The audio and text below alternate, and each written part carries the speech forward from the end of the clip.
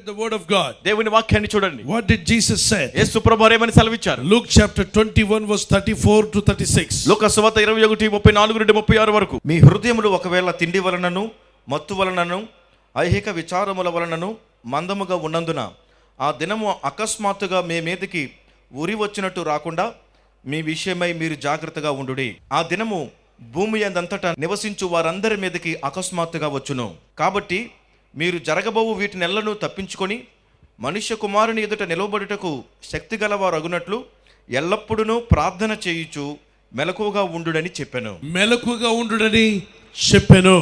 ఒకసారి ప్రభు చెప్పిన మాట మెలకువగా ఉండాలి అన్నాడు. అంటే రాత్రి నిద్రపోకుండా మెలకువగా ఉండడం కాదు, ఇది వాక్య లేఖనానుసారంగా జీవించడము. లేఖనాల ప్రకారంగా జీవిస్తున్నవాడు మెలకువగా ఉన్నాడు. లేఖనాలు తెలియకుండా జీవిస్తున్నవాడు నిద్రలో ఉన్నాడు. నేటి సంఘాలు అనేక స్థలాల్లో ప్రపంచంలో నిద్రలో ఉన్నాయి. మేల్కొనాలంటున్నాడు దేవుడు. నిద్రలో ఉండొద్దు అంటే వాక్యం తెలియకుండా క్రైస్తవ జీవితం జీవించడమే నిద్రలో ఉండడము. వాక్యాన్ని ఎరిగి జీవించడం మెలకువగలిగిన క్రైస్తవ జీవితం. ఈరోజు తప్పుడు బోధలు నిన్ను మోసగించకుండా జాగ్రత్త కలిగి ఉండడానికి వాక్యము ఎరిగిన వ్యక్తిగా నువ్వు జీవించాలి. యేసుక్రీస్తు ప్రభువారి యొక్క రాకడలో అకస్మాత్తుగా భూమి మీద ఉన్నటువంటి వారందరి మీదకి ఒక విపత్తు రాబోతుంది, ఒక ప్రళయం రాబోతుంది. ఎప్పుడైనా ఇంతకుముందు వచ్చిందా? వచ్చింది. నోవా కాలంలో భయంకరమైన ప్రళయం వచ్చాయి. నోవా కుటుంబం తప్ప అందరూ నశించిపోయారు. ఏ ప్రళయం? అది జల ప్రళయం. అది వచ్చి మొత్తాన్ని మానవ జాతిని తీసుకుపోయింది. ఎందుకు వచ్చింది ఆ జల ప్రళయం? మనుషులు చెడిపోయారట. ఆలోచనలో, తలంపుల్లో చెడిపోయారు, జీవిత విధానంలో చెడిపోయారు. దాన్ని చూసిన దేవుడు జల ప్రళయాన్ని పంపించి భూమి మీద ఉన్న మానవ జాతిని తీసేయాలనుకున్నాడు. అయితే భక్తులు ఎవరైనా ఉన్నారా? మనసు మార్చుకున్న వారు ఎవరైనా ఉన్నారా? దీనులుగా ఉన్నవారు ఎవరైనా ఉన్నారా? మంచిగా బతుకుదామని ఆశ గల వారు ఉన్నారా అని ఆయన చూసినప్పుడు ఆదికాండం 6:1 నుండి 5వ వచనంలో, 7వ వచనం, 8వ వచనంలో నోవా ఒక వ్యక్తి కనిపించాడు. అతను దేవుని దృష్టిలో కృప పొందాడట. ఆయనకి 3 కుమారులు, 3 కోడళ్ళు, భార్య. వీరందరికీ దేవుడు అన్నాడు, ఒక 120 సంవత్సరాలు ప్రసంగం చేయి. ఎవరు మారకపోతే 120వ సంవత్సరం తర్వాత జల ప్రళయం వస్తుంది. ఆకాశ తుమ్ములు తెరుస్తాను. భూమి మీద ఉన్న సముద్రం సునామీ వలె భూమి మీదకి వచ్చి పడుతుంది. అప్పుడు భూమి మీద ఉన్న మానవ జాతి మాత్రమే కాదు, మానవులతో పాటు జంతువు జాతి కూడా చనిపోతాయి.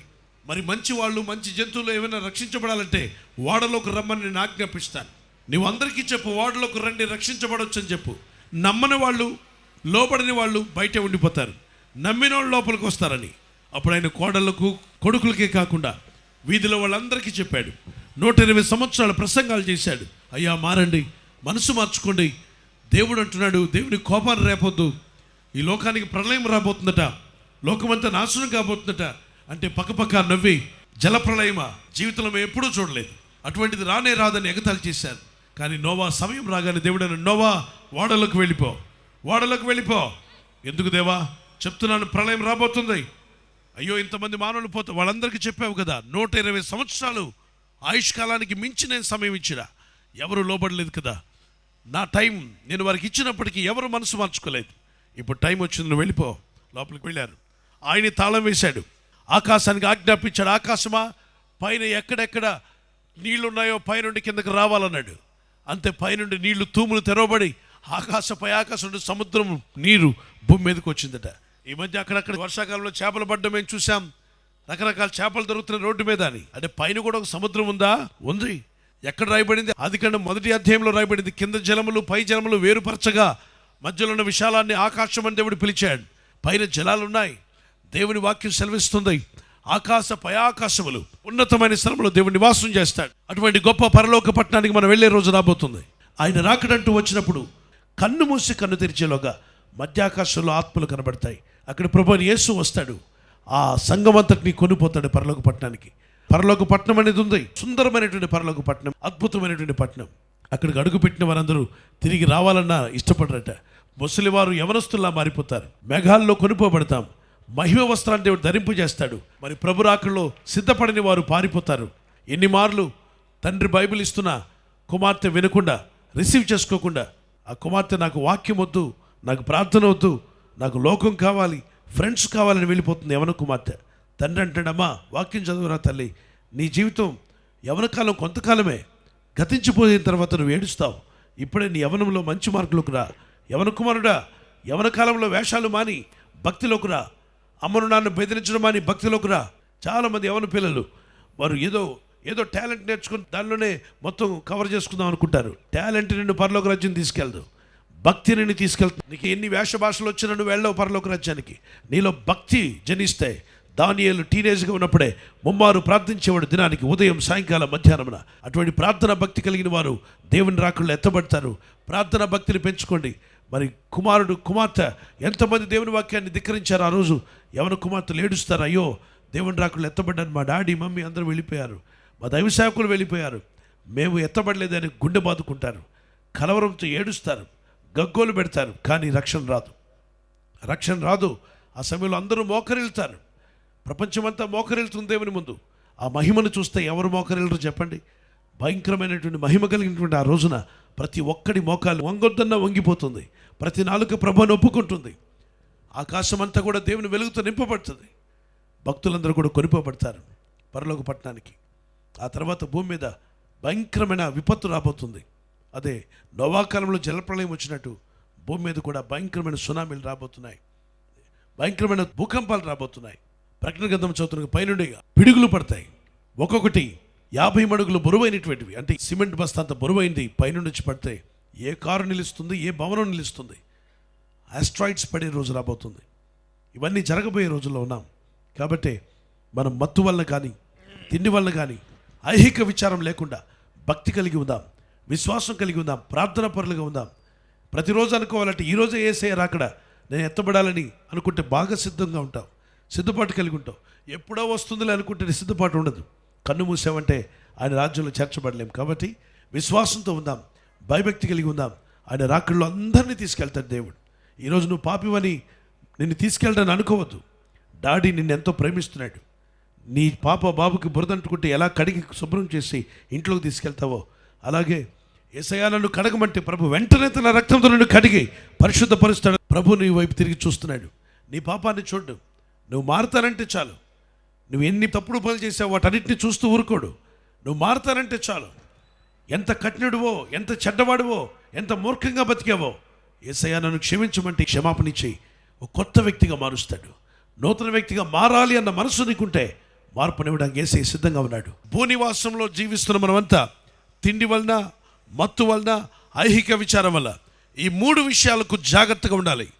తిండికి ప్రాధాన్యత ఇచ్చి దేవుణ్ణి వదిలిపెట్టొద్దు. మత్తు, అన్ని రకాల మత్తులు.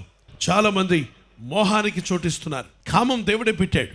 కానీ కామం ఎందుకు పెట్టాడంటే యుక్త వయసు వచ్చినప్పుడు ప్రతి పురుషుడు ఒక తండ్రి అవ్వాలి, ప్రతి యవనస్తురాలు ఒక తల్లి అవ్వాలి. వారి పిల్లలు కలిగి భూమి మీద జీవించడానికి దేవుడు పెట్టాడు. కానీ విచ్చలవిడిగా జంతువుల్లాగా తిరగడానికి పెట్టలే. ఊరికి కామాత్రత, కామపు పాటలు వినడం, కామపు మాటలు వినడం, ఎంతసేపు కామాన్ని రేపుకోవడం, అపవిత్రమైనటువంటి కామాన్ని రేపుకుంటూ నీ జీవితాన్ని కామం పాలు చేసుకోవద్దు. భార్యాభర్తలు కలిసి ఉండడం దేవుని చిత్తం. దేవుడు ఏర్పాటు చేశాడు వారి దేహాలను ఆ విధంగా. కాబట్టి దేవుడు ఇచ్చినటువంటిది కామమైతే కామాతురత సాతానుడు ఇస్తున్నాడు. కాబట్టి వివాహం అయ్యేంత వరకు నీ దేహాన్ని మంచిగా ఉంచుకోమన్నాడు. వివాహం అయిన తర్వాత భార్యాభర్తలు కలిసి ఉండమన్నాడు. ఈ రోజుల్లో చాలా రకాలైన ఫ్యాషన్ మత్తులకు వెళ్ళిపోతున్నారు. మొన్న మధ్య ఒక యవనస్తుని చూశాను. ఈ పక్కన ప్యాంట్ దగ్గర మోకాళ్ళంతా బయటికే కనిపిస్తుంది. జీన్స్ ప్యాంట్ వేసుకున్నాడు. మోకాళ్ళు బయట ఉండాలో లోపల ఉండాలి? ప్యాంట్ లోపల ఉంటుంది. చిన్న తాడు చిరిగిపోతే మనం తిరిగి ఇచ్చేస్తాం. షర్టు బాగాలేదని రెడీమేడ్ షర్ట్. ఒక దారం బయటకు వస్తే తిరిగి ఇచ్చేస్తాం. సారీ కొన్నప్పుడు చిన్న నూలు బయటకు వచ్చినట్టుంటే ఇది మాకు వద్దని కొత్త సారీ తీసుకుంటారు సిస్టర్స్. కానీ ఇక్కడ ఉన్న ప్యాంట్నే కుక్క పట్టి పీకినట్టు చింపుకొని దారాలు ఎలాడుతుంటే దాన్ని వేసుకుని నడుస్తున్న వాళ్ళు ఎంతోమంది కనిపిస్తున్నారు. ఎంత వింతగా కనిపిస్తుంది. దేవుని బిడ్డలారా, ఫ్యాషన్ మత్తులోకి వెళ్ళొద్దు. తిండి వలన కానీ మత్తు వలన కానీ ఐహిక విచారము. లోకంలో నాకు ఇల్లు లేదే, నాకు బండి లేదే, నాకు వివాహం కాలేదే, నేను అనుకున్నవి పొందలేకపోయానే, నేను అనుకున్నట్టుగా సాధించలేకపోయాను. ఇది ఒక విచారము. ఇది నిన్ను ముళ్ళ కంచె వల్ల అణిచివేస్తూ ఉంటుంది. నిన్ను ఎదగనివ్వదు, ఆత్మీయ జీవితం పైకి రానివ్వదు. కాబట్టి ఈ 3టిని విడిచిపెట్టు. ఈ 3 మనల్ని పరలోకం వెళ్లకుండా ఆపేస్తాయి, ప్రభురాకులు ఎత్తబడకుండా ఆపేస్తాయి, భయభక్తి కలిగి ఉండకుండా చేసేస్తాయి. నరకాన్ని తప్పించుకొని పరలోకం పోవాలని దేవుని కోరిక. అది లేకుండా చేసే ఈ 3టిని మనం జాగ్రత్తగా ఉంటాం. అందుకే ప్రభు నాడు జాగ్రత్త అని శిష్యులకే చెప్పాడు, నమ్మిన వారికి చెప్పాడు. మీరు తిండి వలన కానీ మత్తు, రకరకాల మత్తులు, పాపం అనే మత్తు. ఈ మధ్య అందరూ కూడా నీకు ఫేస్బుక్ ఉందా, నీకు మొహం బుక్ ఉందా, మీకు మొహం బుక్ ఉందా, సరే మొహం బుక్కుంటే ఏం చేద్దాం? మా మొహాలు అప్లోడు, మీ మొహాలు డౌన్లోడు. మా మొహాలు అప్లోడు, మీ మొహాలు డౌన్లోడ్ వల్ల వచ్చేది పేడ మొహం తప్ప ఏమి ఉండదు. మనసు మార్చుకో, బతుకు మార్చుకో. అప్లోడ్ చేయాల్సింది మొహాలు కాదు, ప్రార్థన అప్లోడ్ చేయి. ప్రార్థన పరలోకానికి అప్లోడ్ చేయి. దేవా, అదిగో నా సమస్యలకి అప్లోడ్ చేస్తున్నాను. నా ఇంట్లో ఉన్న పరిస్థితులు, ఉద్యోగం లేక, ఇల్లు లేక, కుటుంబంలో సమాధానం లేక, మనశ్శాంతి లేకుండావా, ఇదిగో నీ ప్రార్థన అవసరాలన్నీ పరలోకానికి ఏం చేయాలి? అప్లోడ్. యేసు నామములో నీ ప్రార్థన, నీ బ్రతుకు గురించి, నీ కుటుంబం గురించి, నీ వివాహం గురించి, నీ ఉద్యోగం గురించి, నీ ఇంటి గురించి, నీకున్న ప్రతి సమస్య, నీ మనసుకు భారంగా ఉన్న విషయాన్ని, నీ గుండెల్లో భారంగా ఉన్న విషయాన్ని మోకరిల్లి ప్రభుకు అప్పగించి ప్రార్థన అప్లోడ్ చేయడం నేర్చుకో. అప్పుడు ఏం జరుగుతుందో తెలుసా? నువ్వు ప్రార్థన అప్లోడ్ చేస్తుండగా పరలోక తండ్రి ఏం చేస్తాడో తెలుసా? ఆశీర్వాదాలను డౌన్లోడ్ చేయిస్తాడు. ఆశీర్వాదాలు నీ తల మీదకి పంపిస్తాడు, నీ ఇంటిలోకి పంపిస్తాడు, నీ కుటుంబంలోకి పంపిస్తాడు. ఇది నువ్వు తెలుసుకున్నట్లయితే నీ జీవిత విధానం మారిపోతుంది. అందుకే యేసయ్య ప్రార్థనకు ప్రాధాన్యత ఇమ్మన్నాడు. Start praying every day. ఈరోజు ప్రార్థించేవారంటే ప్రభుకు బాగా సమీపంగా ఉన్నట్టు. ప్రార్థన నిన్ను పరలోకం వైపు తిప్పుతుంది. ప్రార్థన నిన్ను పరిశుద్ధతలో నడిపిస్తుంది. ప్రార్థన నిన్ను పాపాన్ని జయించేలా చేస్తుంది. ప్రార్థన జీవితాన్ని కలిగి ఉండండి. ప్రార్థన జీవితం అనేది దేవునికి నీకు సంబంధం కలిగిన వ్యక్తిగా ఉంటావు. ఫలింపజేస్తుంది, మరి పరిశుద్ధతలోకి నడిపిస్తుంది. ప్రార్థన జీవితాన్ని నిర్లక్ష్యం చేయొద్దు. దేవునితో సంబంధం కలిగి ఉన్నవాడు ఎవరంటే ప్రార్థనా పరుడే. ప్రార్థన చేయగలిగితే నువ్వు దేవునితో ఐక్యత కలిగి ఉన్నట్టుగా అర్థమవుతుంది. The word of God says we need to pray. దేవుని వాక్యం సెలవిస్తుంది, ఎల్లప్పుడు మనం ప్రార్థన చేయాలి. Every time you can pray. ఎప్పుడు కూడా ప్రార్థన చేస్తూ ఉండొచ్చు. It's not a hard job. ఇది కష్టమైన పని కాదు. అది చాలా సులభమైనది. You can speak as you speak to your friend, you can speak to God. నీ స్నేహితునితో నువ్వు మాట్లాడుతున్నట్లు నువ్వు దేవునితో మాట్లాడవచ్చు. Communication with the people, when you talk to people, that is called communication. మనుషులతో నువ్వు మాట్లాడుతున్నప్పుడు మనుషులతో నువ్వు సంభాషిస్తూ ఉన్నావు. But when you talk to God, that is called prayer. దేవునితో నువ్వు మాట్లాడుతున్నప్పుడు దేవుని ప్రార్థన అని మనం పిలుస్తాం. And Revelation chapter 5 verse 1 to 8. ప్రకటన 5వ అధ్యాయం 1 నుంచి 8 వచనాలు. The holy saints prayer is there in the altar. ఆ బలిపీఠం దగ్గర పరిశుద్ధుల యొక్క ప్రార్థనలు అక్కడ ఉన్నాయి. And Revelation chapter 6 verse 1 to 12 they were praying. ప్రకటన 6వ అధ్యాయం 1 నుంచి 12 వరకు వారందరూ అక్కడ ప్రార్థిస్తున్నారు. So we need to pray, my brother. కనుక మనం ప్రార్థించాలి సహోదరులారా. Psalms 55:22. Keerthana 55:22. Psalms 50 verse 15. Keerthana 50:15. 1 Peter chapter 5 verse 7. Cast all your burdens upon the Lord. మొదటి పేతురు 5వ అధ్యాయం 7వ వచనంలో నీ చింత భారమంతా దేవుని మీద మోపము. It may be a simple but it brings the great blessings upon you. అది సులభమైనప్పటికీ నీ పైన గొప్ప ఆశీర్వాదం తీసుకొని వస్తుంది. Simple things only God gave to us. దేవుడు మనకు చాలా తేలికైన పనులే అప్పచెప్పారు. Small simple things, if you do it, you can receive great blessings from God. చిన్న చిన్న తేలికైన పనులను నీవు జరిగించిన ఎడల దేవుని వద్ద నుండి గొప్ప ఆశీర్వాదాలు పొందుకుంటావు. Because he loves you. ఆయన నిన్ను ప్రేమిస్తున్నారు. So he doesn't want to give you hard work. నీకు కఠినమైన కష్టమైన పనులు చెప్పడం ఇష్టం లేదు. To remove your sins, నీ పాపములు just తీసివేయడానికి said confess, receive Jesus. పాపములు ఒప్పుకొని యేసుని స్వీకరించు. Roma 10:10. Roma 10:10. And to receive miracles, అద్భుతాలు పొందుకోవడానికి listen about God's word and increase your faith. Miracles will happen. Romans 10:17. రోమా 10:17 ప్రకారంగా దేవుని వాక్యాన్ని విని విశ్వాసాన్ని పెంచుకో, దేవుని వెంబడించు, అద్భుతాలు జరుగుతాయి. To receive God's spirit, have faith, you can receive it. Galatians chapter 3 verse 1 to 8. గలతీయులు 3:1-8 ప్రకారంగా ఆత్మను పొందుకోవడానికి దేవుని విశ్వాసం ఉంచు, ప్రభు ఆత్మ నీకు అనుగ్రహింపబడుతుంది. You don't need to worry about your marriage. నీ వివాహం గురించి చింతించాల్సిన పని లేదు. God is the one who made Adam and Madam. దేవుడే ఆదామును మేడమును సృష్టించిన వాడు. God definitely will bless your children's marriage. దేవుడు నీ బిడ్డల వివాహాన్ని తప్పకుండా ఆశీర్వదిస్తాడు. Focus on God's word. దేవుని వాక్యంపై దృష్టి Focus on పెట్టు. prayer. ప్రార్థనపై దృష్టి పెట్టు. Focus on good things. మంచి మేలుకరమైన వాటిపై దృష్టి Use పెట్టు. your time. నీ సమయాన్ని వాడుకో. Don't speak unnecessary words in your home. నీ ఇంటిలో వ్యర్థమైన మాటలు మాట్లాడకు. Speak good words. మంచి మాటలు మాట్లాడు. Speak positive words. అనుకూలమైన మాటలు మాట్లాడు. Encouraging words. ప్రోత్సహించే మాటలు. Always blessed words. ఆశీర్వాదకరంగా దీవెనకరమైన మాటలు Then you మాట్లాడు. can see blessings. ఆశీర్వాదాలకు పొందుకునేలాగా. Bible says what you sow you will reap. Bible అంటుంది నీవు ఏది విత్తుతావో అదే కోస్తావు. If you sow good, నీవు మంచిని విత్తిన you ఎడల, start speaking good things. మంచి మాటలు మాట్లాడిన ఎడల, God's word. దేవుని వాక్యం, And you can see the next year wonderful blessings. రాబోయే సంవత్సరంలో గొప్ప ఆశీర్వాదాలు నువ్వు చూస్తావు. Even 6 months onwards the blessings will flow. ఈ 6వ నెల నుండి గొప్ప ఆశీర్వాదాలు ప్రవహిస్తాయి. Obededom was blessed within 3 months. ఒబేదెదోము 3 నెలల్లోనే దీవించబడ్డాడు. Because he received the ark of God. ఎందుకనగా దేవుని మందసమును తను పొందుకున్నాడు. He started praying in his house. తన ఇంటిలో ప్రార్థన మొదలు పెట్టాడు. Along with the family members. కుటుంబ సభ్యులందరితో కలిసి God's blessing came upon him and his wife and his children were blessed within 3 months. దేవుని ఆశీర్వాదం అతని పైన, అతని భార్య పైన, బిడ్డల పైన 3 నెలల్లోనే అతని పైకి వచ్చి దీవించబడ్డారు. How many would like to take a decision? ఎంతమంది ఒక తీర్మానం తీర్మానం Lord, తీసుకోగోరుతున్నాను. I will also start a prayer life. దేవా నేను కూడా ప్రార్థన జీవితం I ప్రారంభిస్తాను. will give priority to read God's word. దేవుని వాక్యాన్ని చదవడానికి ప్రాధాన్యత I ఇస్తాను. will forgive all my enemies. నా శత్రువులందరినీ క్షమిస్తాను. I will not give priority for eating.